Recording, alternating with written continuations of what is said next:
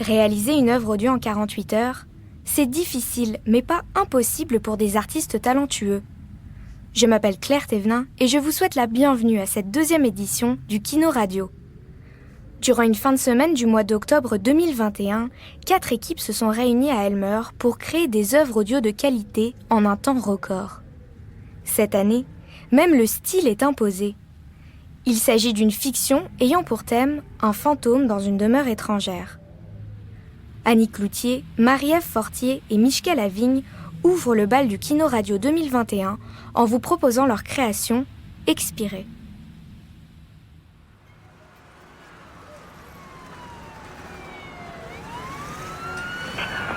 Voiture 11, des biens, 1050, accident de la route avec impact. Boulevard des Alimentières, intersection Vanier. Un seul véhicule sur les lieux. Une personne dans la voiture. On va avoir besoin d'une ambulance. Immatriculation, Yankee 1, 0, Kilo, Tango, Foxtrot. Ici, j'ai une immatriculation nom d'Isabelle Nolin. État de la conductrice? Critique, 1045C. 1045C, compris. 104, over and out. Simon, je viens d'avoir un appel. Isabelle a eu un accident d'auto. Elle est correcte? Ben, je sais pas, là, on m'a dit de me rendre le plus vite possible. OK. Je change mon train, j'arrive le plus vite possible. 10-4, voiture 3.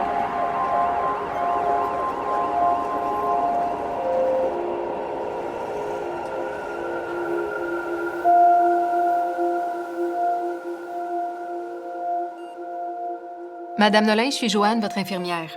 On vous prépare pour une chirurgie d'urgence. Madame Nolin, pouvez-vous serrer mon doigt avec votre main droite? Avec la main gauche? Docteur Larivière au 109, s'il vous plaît. Docteur Larivière au 109. Madame Nolin?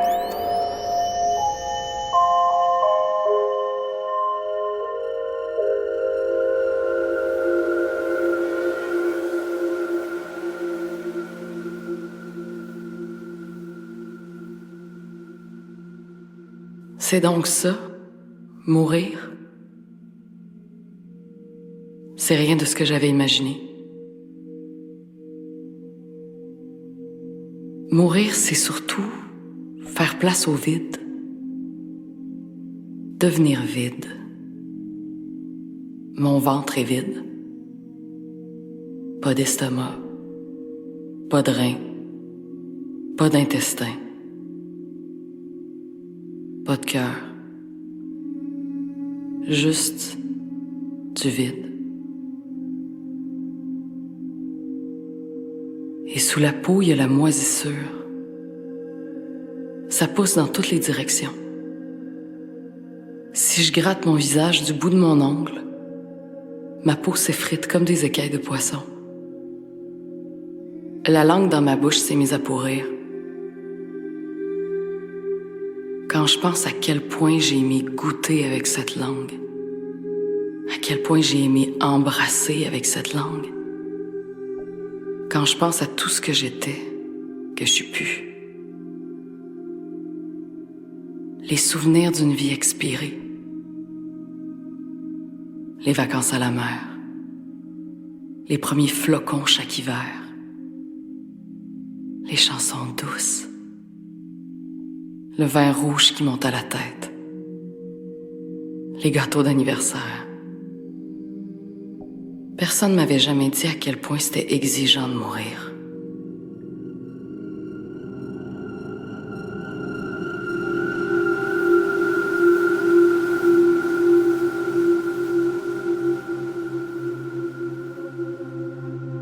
C'est pour Isabelle Nolin. Je suis son conjoint. Je viens d'arriver. J'étais à Montréal pour la job, là, je suis... Simon Johnson? Je suis docteur Vallée.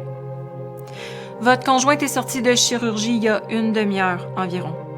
Isabelle a perdu beaucoup de sang. Fracture de la clavicule, du bassin, du fémur. On l'a opérée pour une perforation au poumon droit. Tout est sous contrôle pour le moment. Par contre, votre conjointe a subi une commotion cérébrale sévère et comme elle est encore sous sédatif, on ne peut pas savoir l'étendue des dégâts. Les prochains jours sont critiques. On peut la voir? Sa sœur est déjà avec elle, vous pouvez y aller aussi. Juste au bout du couloir, à droite.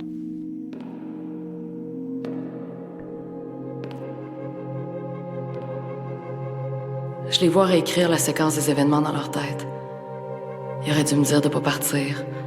Il aurait dû me dire de prendre le 4x4. Mais il est trop tard. Je suis morte.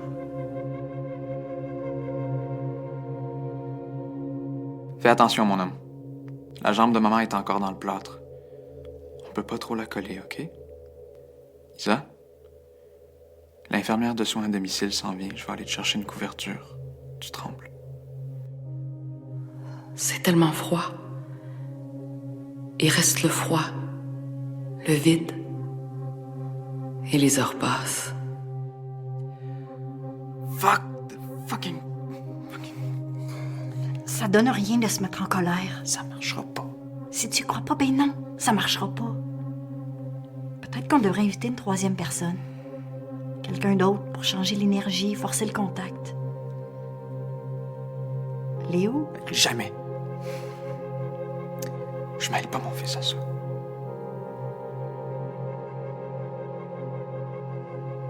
Je suis pourriture. La décomposition est déjà avancée. Rendez-moi à la terre. Emballez-moi dans ma robe de velours bleu. Déposez-moi dans un cercueil de bois d'érable, comme si j'étais un bijou précieux dans son écrin. Et enterrez-moi. Es-tu là, Isabelle? M'entends-tu? Connecte-toi à nous. Arrête, Calice, c'est tellement n'importe quoi. Éteins les chandelles, c'est ridicule. Les appels, les demandes, il y en a pas de réponse, elle parle pas, elle mange pas, elle fait rien, je sais plus quoi faire, là. Calme-toi. Tu vas rien régler. Qu'est-ce que vous faites? Rien, Léo, retourne te coucher. Il est tard, Tichou. Je sais. Tati, est-ce que ça se fait de dire bonne nuit aux morts? Dis pas des choses comme ça, mon chaton. Tu peux dire bonne nuit aux vivants? Bonne nuit. Je t'aime. Bonne nuit, papa. Bonne nuit, mon grand. Au nom de cette vie qu'on a partagée, enterrez-moi. Enterrez-moi sous un arbre.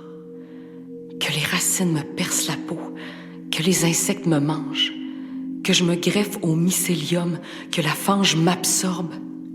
Finalement.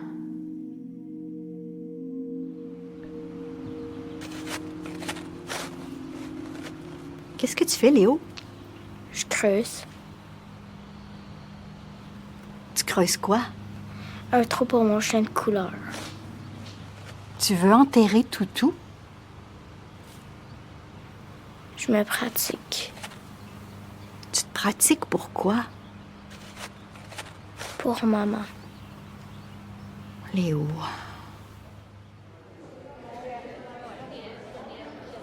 Donc, Isabelle Nolin, 38 ans, admise à l'urgence le 8 janvier. Multiples fractures, perforation du poumon droit et commotion cérébrale. Docteur Zelen? Au réveil, aux soins intensifs, on explique à la patiente qu'elle a subi un grave accident de voiture. La patiente avait aucun souvenir de l'accident et présentait de signes très évidents de syndrome de choc post-traumatique. Une médication est suggérée et la patiente rentre à la maison, mais 2 semaines plus tard, elle est admise à l'urgence psychiatrique pour des terreurs nocturnes. Son conjoint nous informe aussi qu'elle refuse de voir le physiothérapeute et l'infirmière des soins à domicile. La patiente semble avoir perdu le contact avec la réalité. Isabelle Nolin est convaincue d'être décédée dans l'accident de voiture du 8 janvier. Vos diagnostics? Isa, faut que tu nous aides. Faut que tu m'aides. Parce que j'y crois pas, là. J'y crois plus. T'es une ombre, Isabelle. Isa, dis-moi quelque chose. Prends tes estis de pilules au moins, ça va aider. C'est pour t'aider. Isa, Calice, t'es pas morte. Comprends-tu ça? T'es vivante. T'es vivante, m'entends-tu? C'est une pathologie rare. C'est la première fois que je vois ça en 20 ans de pratique. Ça s'appelle le syndrome de Cotard, d'après Jules Cotard, un médecin français. On peut identifier certaines causes physiologiques, notamment une dysfonction du gyrus temporal latéral ou de l'amygdale. Un traumatisme au cerveau peut donc vraisemblablement être en cause. Mais dans la plupart des cas, les causes sont neurologiques, comme la schizophrénie, ou psychologiques, dépression majeure, syndrome de choc post-traumatique. C'est très difficile à évaluer. Enterrez-moi. J'irai nourrir la terre. Je me laisserai avaler par la noirceur. Enterrez-moi. Que je devienne à nouveau féconde.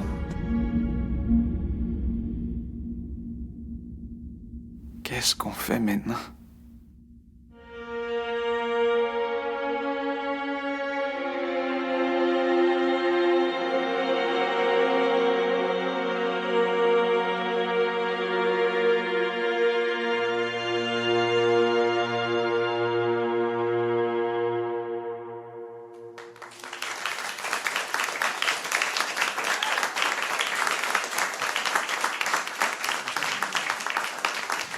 Alors, Mishka, Maria, Vanny, je vous invite à monter sur scène.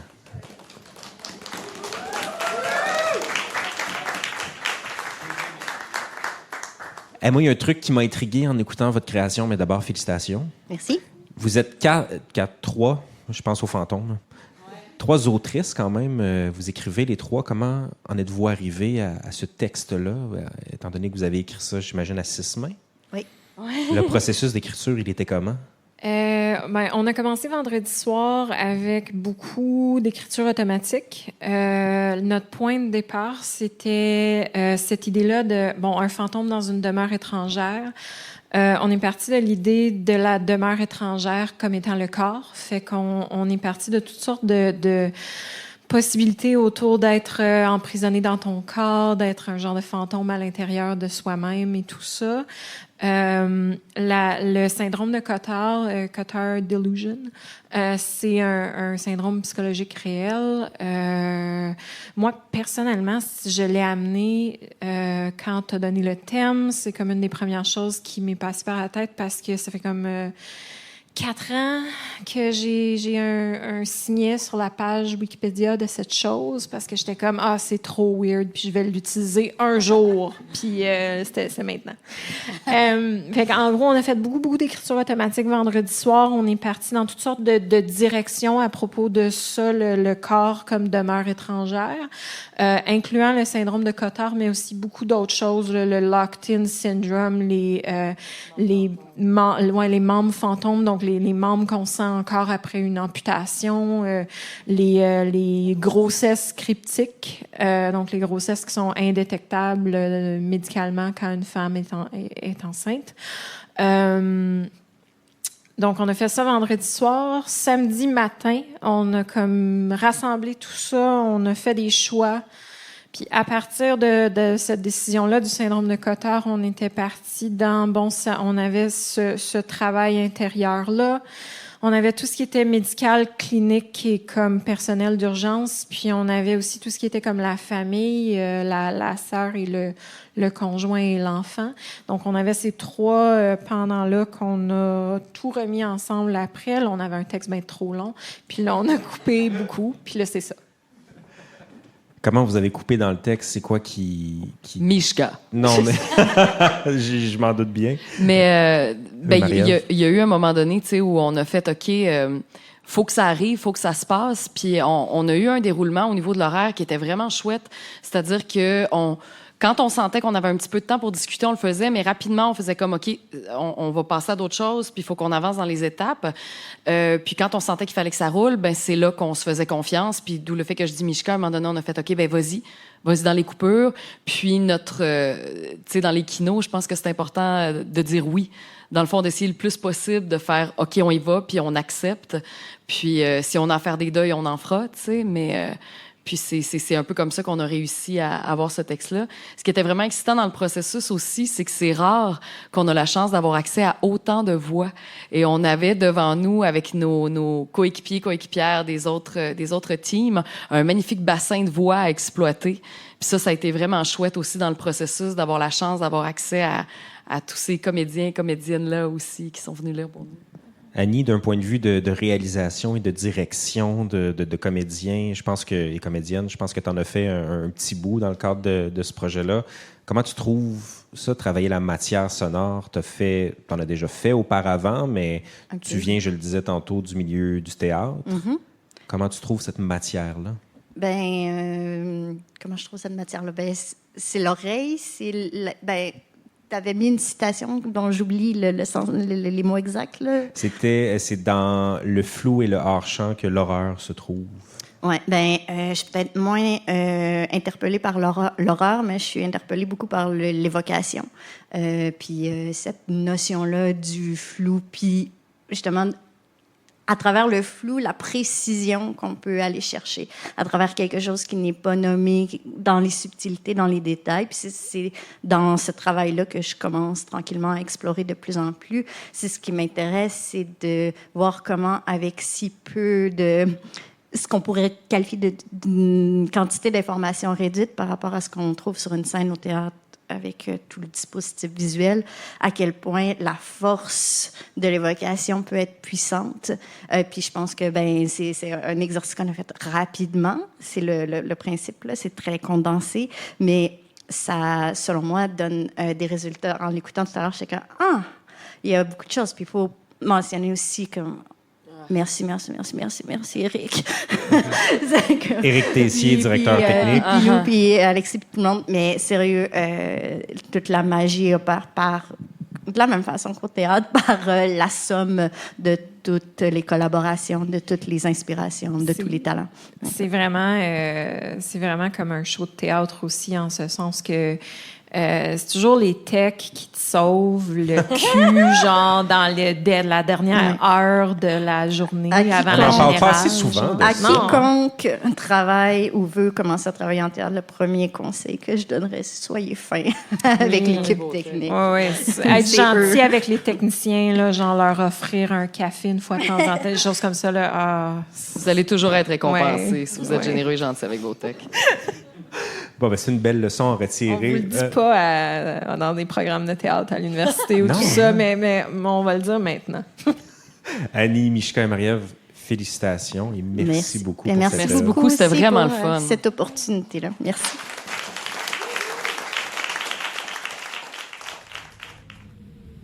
C'était Expiré.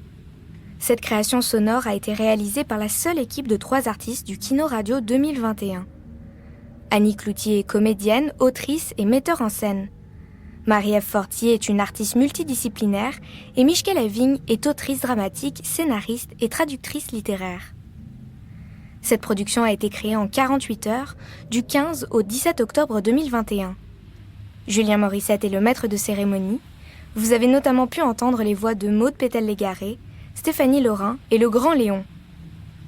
J'en profite pour remercier Stéphanie Laurin, productrice exécutive, Karina Pavlikovski à la coordination artistique, Éric Tessier et François Larivière pour la technique, et à tous les autres qui ont rendu possible ce marathon audio.